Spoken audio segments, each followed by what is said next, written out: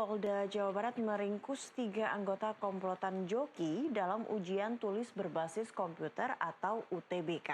Para pelaku juga memasang tarif antara 100 hingga 150 juta rupiah untuk setiap konsumen.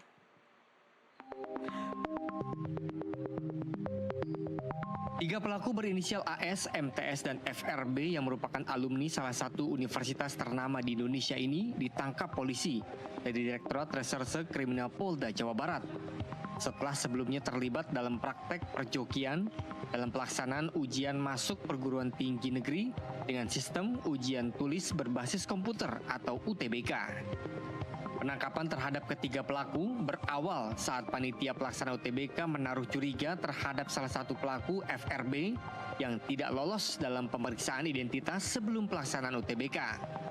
RFB gagal melewati pemeriksaan nomor induk KTP.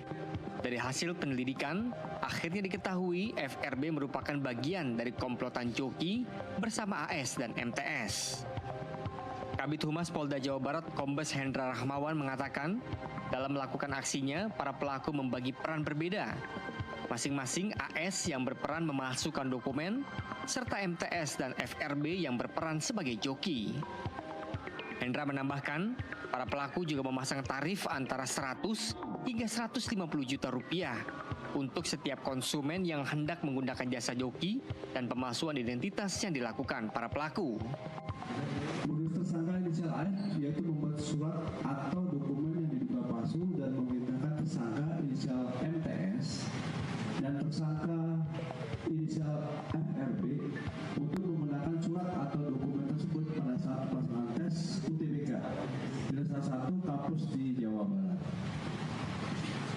Pada saat tersangka inisial FBW mengikuti pelaksanaan tes UTBK di salah satu kampus di Jawa Barat tersebut, panitia mencurigai tersangka dengan inisial FLB hingga akhirnya dilakukan klarifikasi dan diketahui jika tersangka berinisial FLB bukan merupakan orang yang sebenarnya atau joki.